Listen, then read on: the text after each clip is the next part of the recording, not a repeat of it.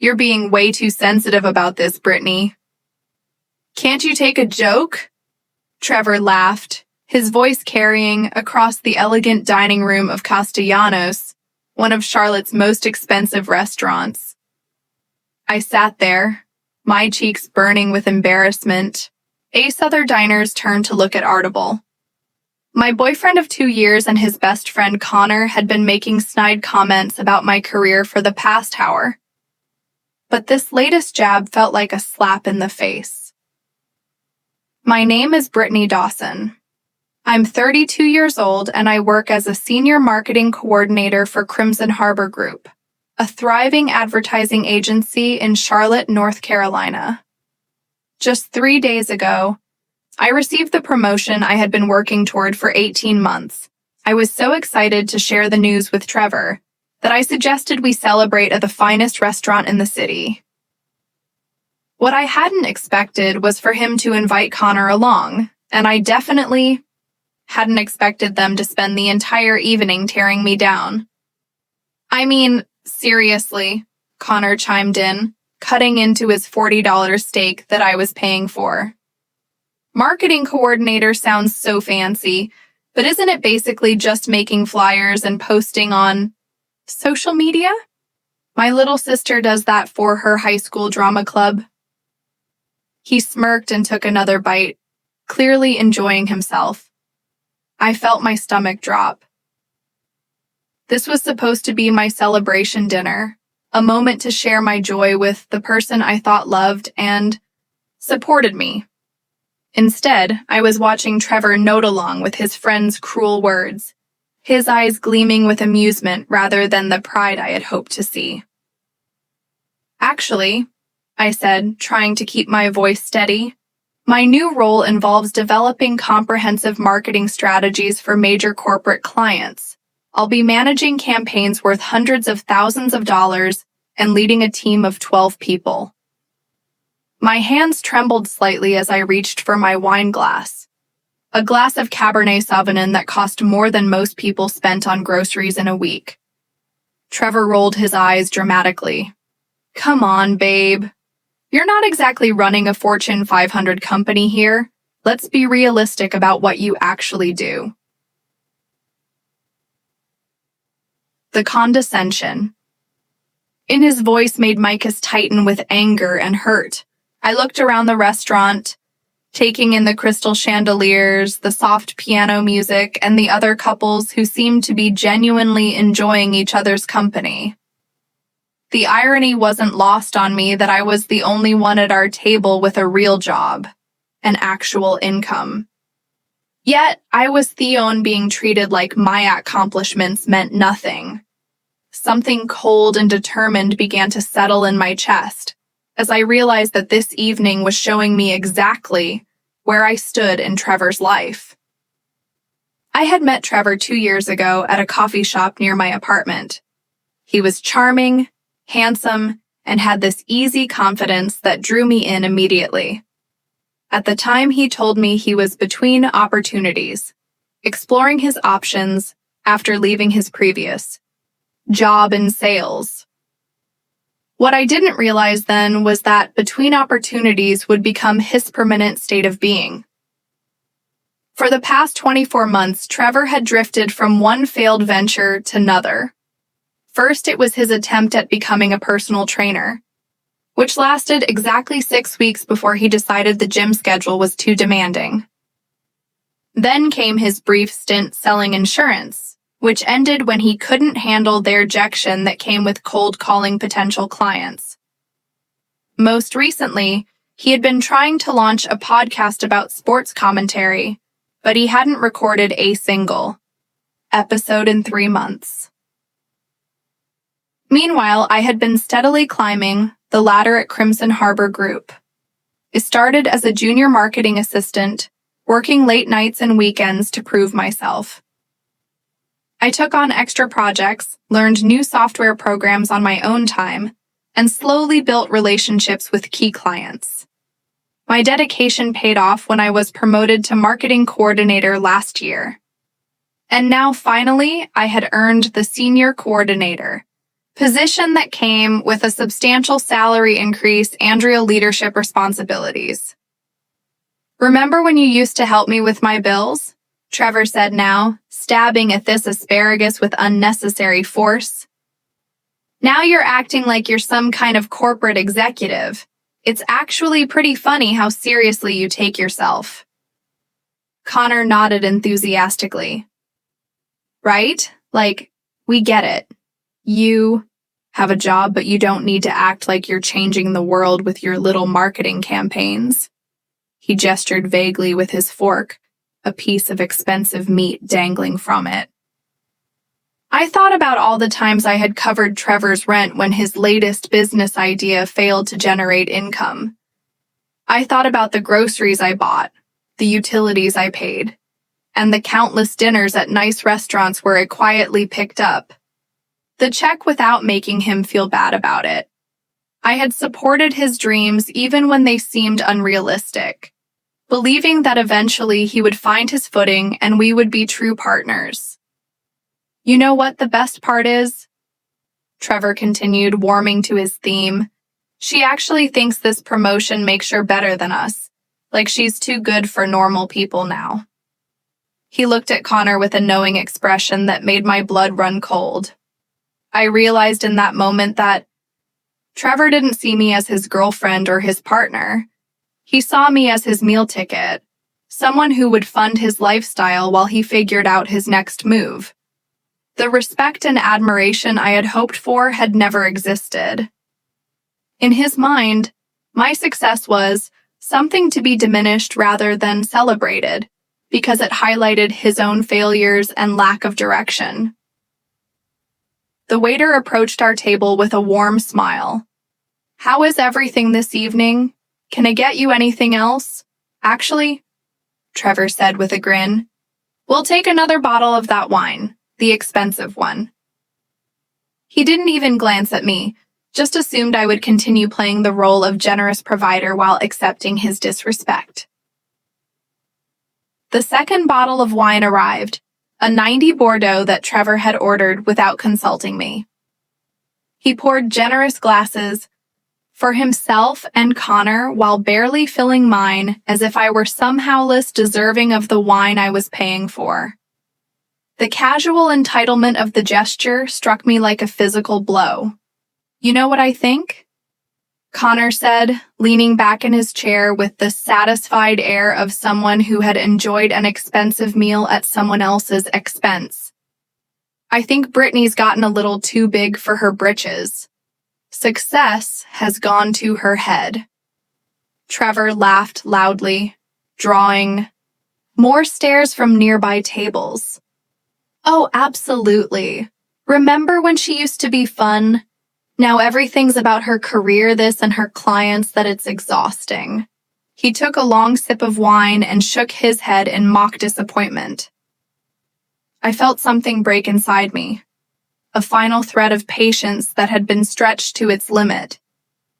Here I was, celebrating what should have been one of the happiest moments of my professional life.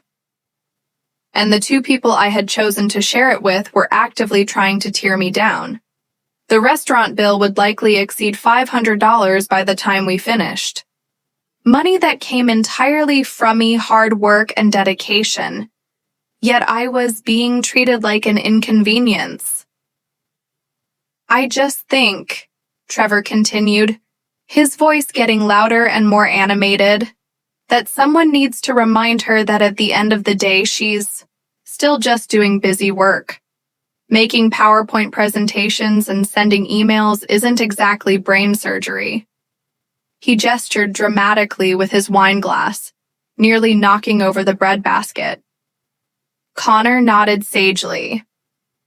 "Exactly. And the attitude that comes with it, like we're trying to have a nice dinner here and she's sitting there all moody because we're having a little fun with her.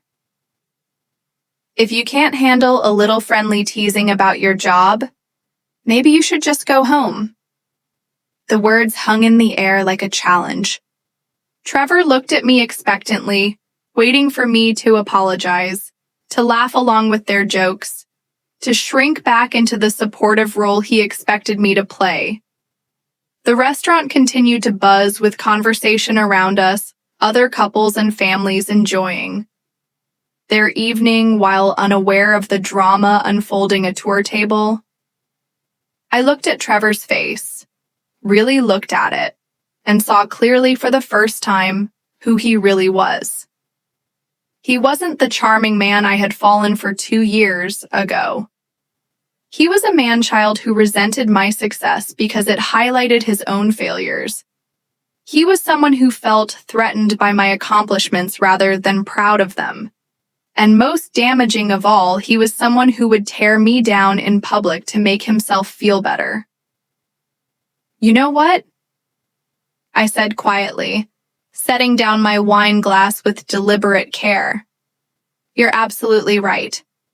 I reached for my purse, my movements calm and controlled, despite the storm of emotions raging inside me. "Maybe I should go."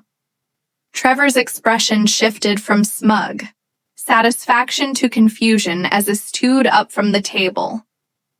He had expected me to back down, to laugh off their insults, and continue playing the role of the compliant girlfriend who financed their good times.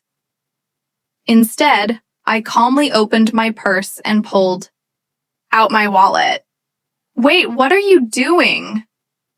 Trevor asked, his voice suddenly uncertain. The confident smirk had disappeared from his face, replaced by a flicker of concern. "I'm taking your excellent advice," I replied, my voice steady and clear. "You said if I couldn't handle your friendly teasing, maybe I should go home, so that's exactly what I'm going to do." I placed $30 on the table, enough to cover my glass of wine and a generous tip for our server. The rest of the bill, I realized with grim satisfaction, would be Trevor and Connor's responsibility. The appetizers they had ordered, the expensive steaks, the 2 bottles of wine, the dessert menu they'd been eyeing for the past 10 minutes, all of it would be their problem to solve. "Brittany, come on," Trevor said, reaching for my arm. "Don't be dramatic. We were just joking around. You know, we don't really mean any of that stuff." I pulled my arm away from his grasp and looked down at him with a calmness that surprised even me. "The thing is, Trevor, I don't think you're joking. I think you meant every word, and I think you meant every word, and I think you've been feeling this way about my career for a long time. Tonight was just the first time you felt comfortable saying it out loud." Connor shifted uncomfortably in his seat, finally realizing that the situation had taken a serious turn. "Hey, maybe we all got a little carried away here. Why don't we just order dessert and call it even?" "Call it even?" I repeated, letting out a short laugh. "You spent the entire evening mocking my career, my ambitions, and my success, and you think we can call it even over dessert?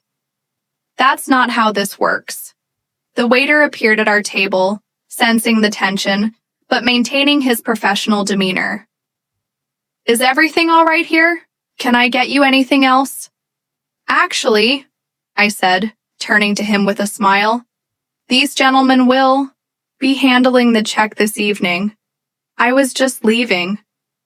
Trevor's face went pale. "Brittany, wait, you can't just leave us here.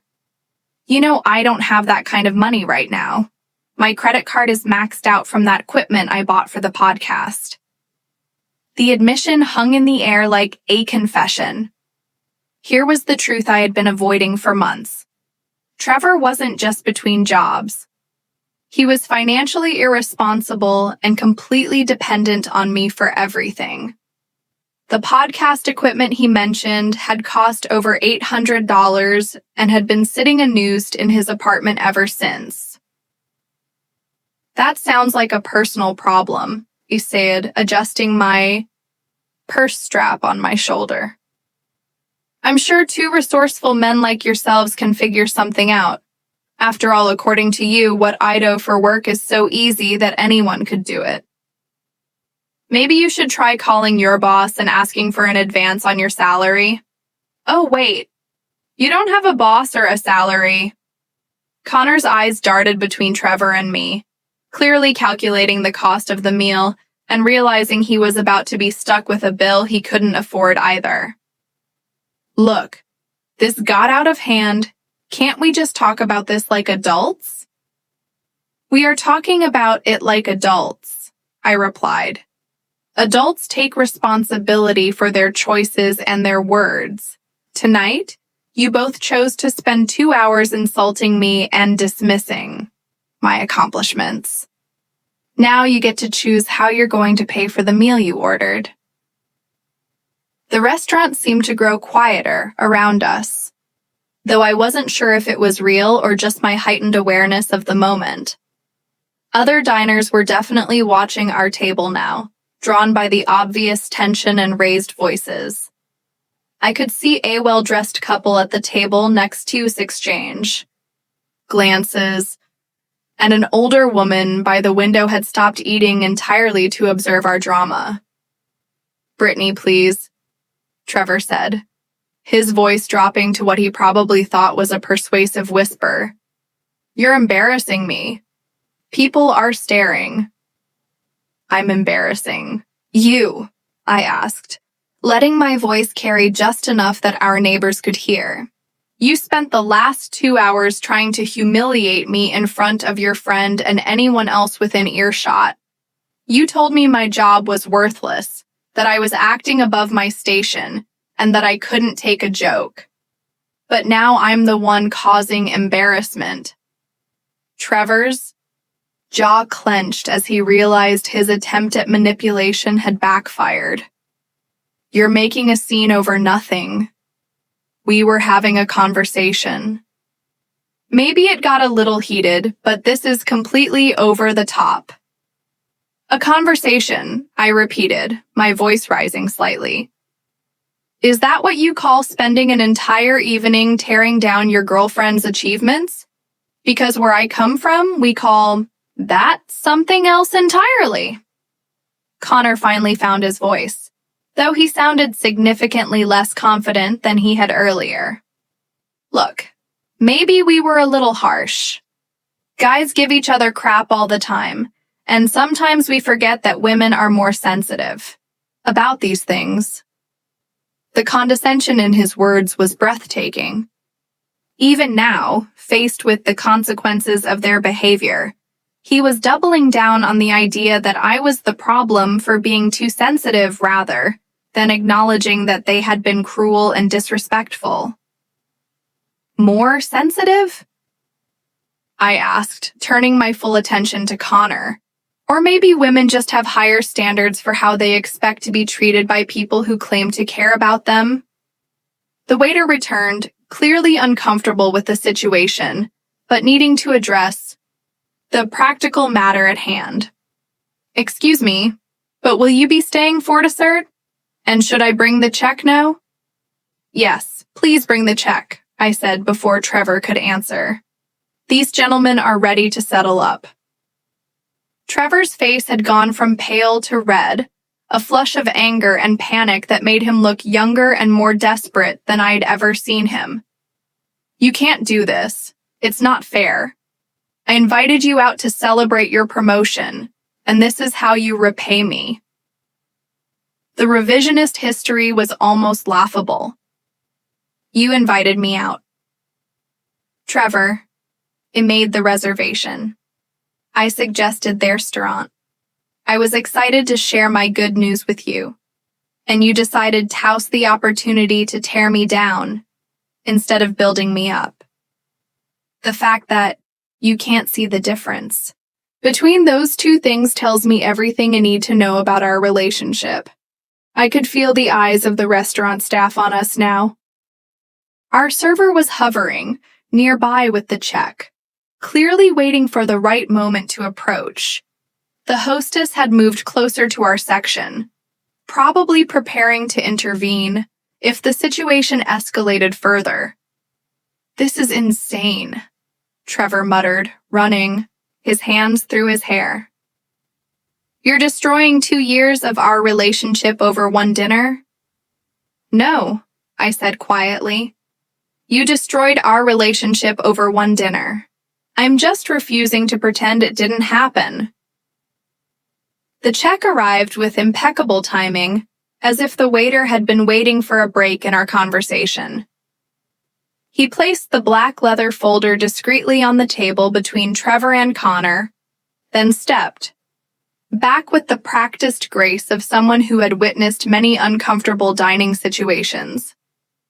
Trevor stared at the folder as if it contained a bomb.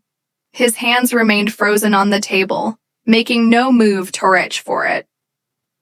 Connor glanced between the check and Trevor, clearly hoping his friend would take charge of the situation. But Trevor seemed paralyzed by the reality of what was happening. $567, Connor read aloud after finally opening the folder, his voice barely above a whisper. "Plus tip." The number hung in the air like a verdict. I knew exactly how much money Trevor had in his checking account because he had complained about it just last week when his rent was due. It was less than $200. Connor wasn't much better off. He worked part-time at a sporting goods store and still lived with his parents at 29. "Well," I said cheerfully, "I'm sure you'll figure something out. Maybe you can wash dishes." I hear restaurants sometimes offer that as an alternative payment method. Trevor's head snapped up, his eyes wide with something between rage and desperation. "You wouldn't actually leave us here like this. Not really.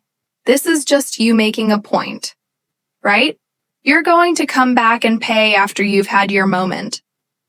The hope in his voice was almost pathetic.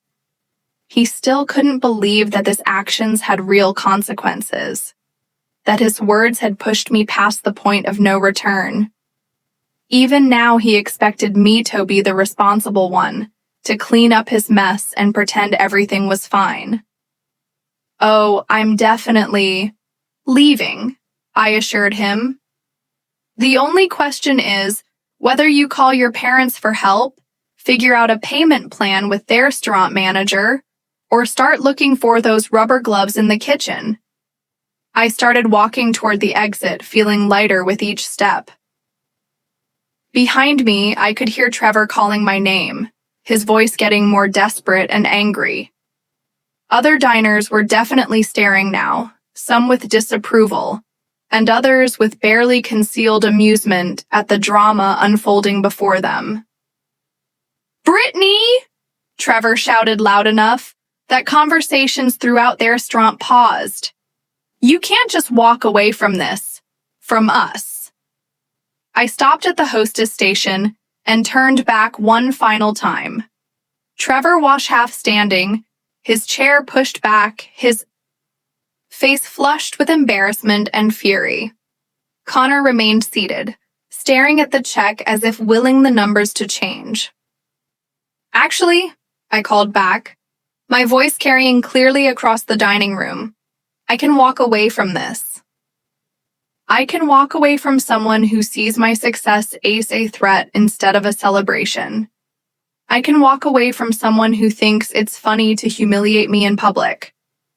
And I can definitely walk away from someone who expects me to fund his lifestyle while he contributes nothing but criticism and complaints." The hostess gave me a subtle nod of approval as I headed for the door. "Have a wonderful evening," she said quietly, and I could hear the sincere support in her voice. "I intend to," I replied, stepping out into the cool Charlotte evening air. As the restaurant door closed behind me, I could hear raised voices from inside, but I didn't look back. For the first time in months, I felt completely free. The walk to my car felt like floating. Each step carried me further away from 2 years of making excuses for Trevor's behavior, of minimizing his failures and supporting his dreams while he undermined mine.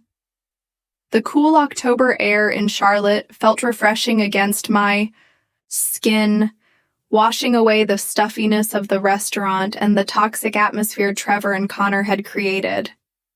I pulled out my phone as I reached my car and saw 3 missed calls from Trevor already.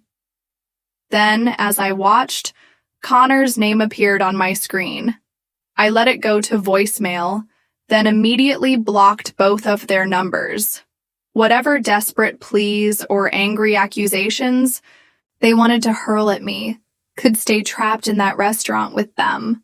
The drive home took me through the heart of Charlotte's financial district, past the gleaming towers where I had interviewed for my promotion just 3 weeks ago, the same buildings that Trevor had dismissed as corporate nonsense when I excitedly told him about the opportunity. Looking at them now, I felt a surge of pride that no one could take away from me. My apartment felt like a sanctuary when I walked through the door. I kicked off my heels, poured myself a glass of wine from a bottle I had been saving for a special occasion, and settled onto my couch with my laptop. If Trevor thought my work was so trivial, he was about to learn exactly how valuable my professional skills really were.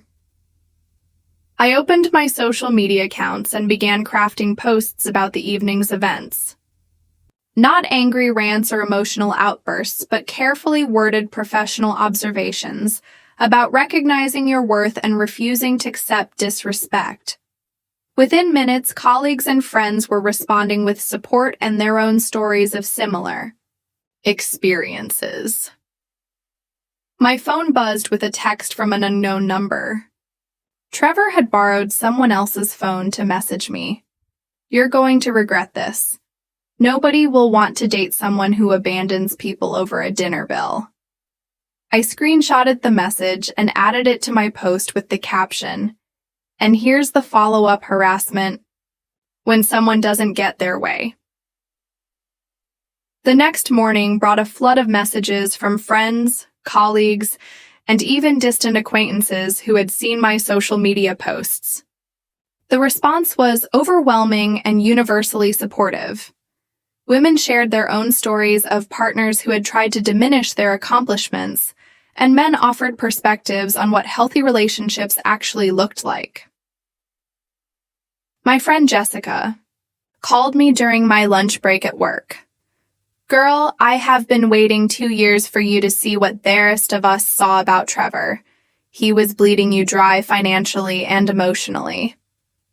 "I can't believe I stayed that long," I admitted, though I felt relief, rather than regret. "You loved him and you wanted to believe he could change. That makes you human, not stupid."